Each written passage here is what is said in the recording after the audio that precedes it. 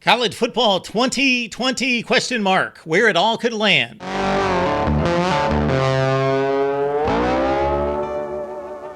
Hey folks, you've arrived at the Voice of College Football. We appreciate you stopping by, and for many of you, thank you so much for your loyal support. Best discussion, debate, and analysis, not because of me, but because of you. Please hit the like button and subscribe. Yes, the burning question across college football, with all the variations of a 12-team playoff, possibly a 14, possibly a 16, with the movement that we've seen in recent years to the SEC, to the Big Ten, the demise of the Pac-12, and the changes to the ACC with Stanford, Cal, and SMU, and the fight between Florida State and the ACC, and the potential demise of the ACC and the grant of rights. Where could it all land?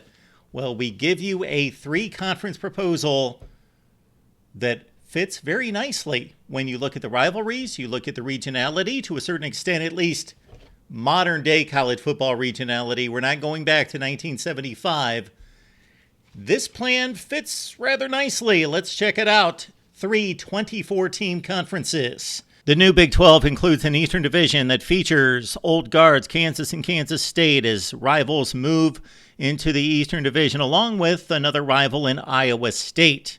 West Virginia, in a sense, is almost an old guard of the Big 12 themselves. They've been in the conference for well over a decade, but moving into the conference from the ACC would be Wake Forest, which seems a bit lost, but consider the standard of college football right now in terms of regionality, and actually Wake Forest fits in fairly well with some other teams in the eastern side of the country. Of course, Cincinnati and UCF spent their first season in the Big 12 in 2023 from the American Conference. So that's what our Big 12 Eastern Division looks like, featuring Kansas, Kansas State. Those rivalries stay together. West Virginia and Syracuse were rivals back in their independent days, taking on the likes of Penn State, Boston College, and others in that side of the country. The Big 12 will feature a Southwest division of sorts, where we've got all 5 Texas schools currently in the Big 12 residing in that one division, so we keep TCU and Baylor as a rivalry together. And again, most of these schools are rivals of sorts anyway from back in their Southwest Conference days. Bringing back SMU, they've taken a bit of a circuitous route back to take on the likes of Houston and TCU and some of their old rivals. They've gone through Conference USA and the American Conference, and here they are back now in the Big 12, along with Oklahoma State, of course, has longstanding rivalries with all these schools in Texas. And then you've got the 2 new additions to the Big 12, but we keep them together as part of this Southwest Division, Arizona and Arizona State. On to the Big 12 Mountain Division, and a whole new flavor of Big 12 football here. Of course, BYU just spent its first season in the conference. Utah and Colorado added here in 2024. And then just about everybody else is a new entry to the Big 12 from a number of factions and parts of the country. So it all comes together rather nicely, though. BYU and Boise State, they've got a history of sorts. Of course, BYU and Utah, that's the Civil War. We've got them in the same division, so that works, along with Utah and Colorado, because that has been the last weekend of the season featured matchup between those two schools in the Pac-12 for the past decade plus. Washington State and Oregon State don't have homes, but they do now, and they come together as rivalries of sorts there from the Pac-12. And of course, Stanford and Cal, spending 1 or 2 seasons, maybe 3 or 4 in the ACC, will eventually make their way to the Big 12 once their new conference is defunct. So rivalries stay in line. There's a number of rivalries here, and it all works pretty well together, staying west of the Rocky Mountains, the Big 12 Mountain Division. Let's check in on the SEC and see what the Southeastern Conference could look like in a few years. The Western Division, Oklahoma and Texas, there they are, new entries into the SEC, forming part of that 8-team division along with Texas A&M. So we keep Texas and Texas A&M. That rivalry will live on, along with Red River, along with Texas and Arkansas, back to the Southwest Conference days. Also, Arkansas and LSU, they have forged a bit of a rivalry in their years together in the SEC going back to 1992. That was once the final weekend game in that division, along with what has been the rivalry for Mizzou since they have joined the SEC in 2012 against Arkansas. So we keep all those teams together that have faced off and become rivalries in the SEC Western Division, brought in the old Southwest Conference and Big 8 teams in Texas and Oklahoma as well. And then look at this. We add New Orleans by way of Tulane, and we add the Memphis market by way of the Memphis Tigers. So they are added to the SEC as well, and they keep the continuity of that region onto the SEC Central Division. Kentucky and Louisville, there's a rivalry, obviously. Tennessee and Vanderbilt, they play on the final weekend of the season. That's a rivalry. Also, cross rivals here, Kentucky and Tennessee. They stay in the same division. Virginia Tech and Virginia move in from the ACC. We keep them together. There they are in the SEC Central Division, along with Ole Miss and Mississippi State. Look at all the rivalries that fit very nicely in that 8-team division, the SEC Central Division. What is the SEC all about? Well, it's about the Deep South. And the Deep South's oldest rivalry stays intact in division play, Auburn, Georgia. Also, of course, the Iron Bowl. Clemson comes in from the ACC, and they bring along with them Georgia Tech.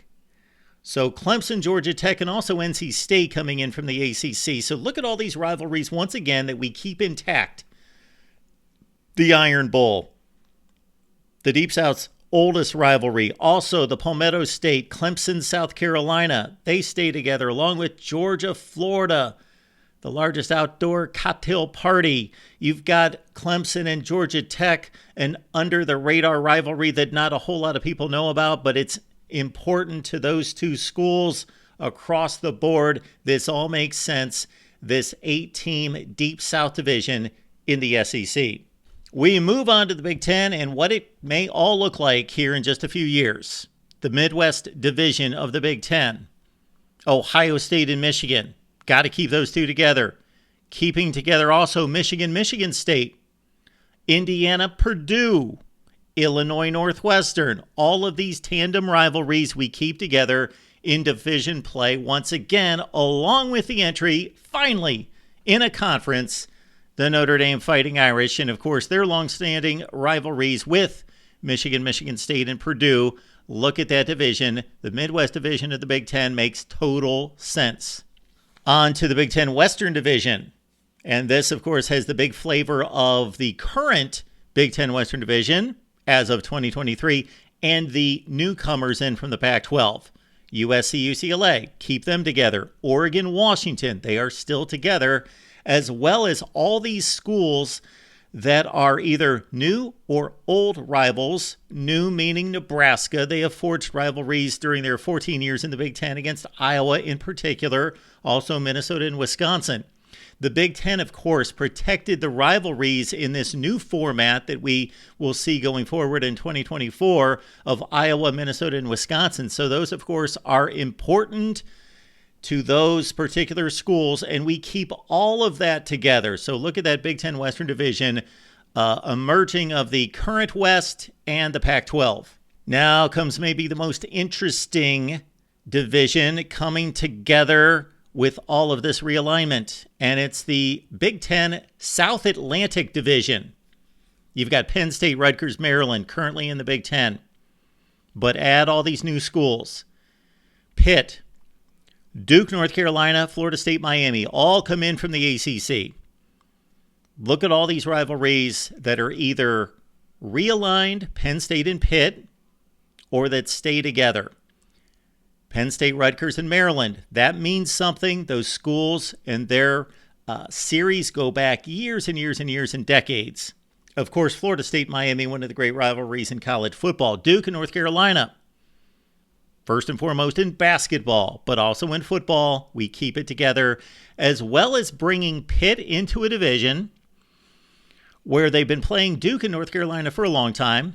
They've also faced off against Miami going back to their Big East days on a regular basis through their matchups in the ACC Coastal Division. And now we've got Pitt and Penn State every year.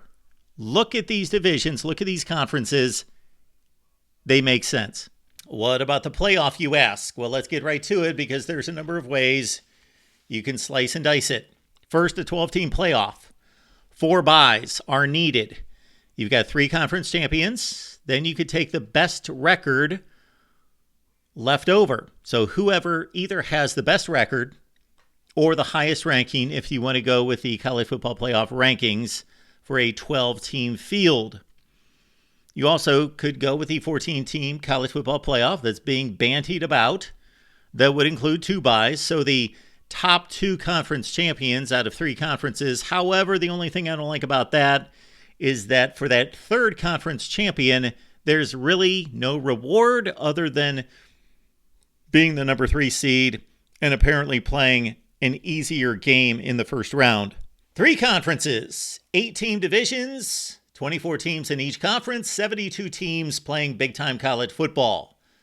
That's the way it could land going forward, 2025. As soon as then, if Florida State gets their way, that's what it would be. Or maybe in a later time of this particular decade. Who did we leave out? Who are the best candidates in regards to who is left out of this 72-team field? What do you think of it?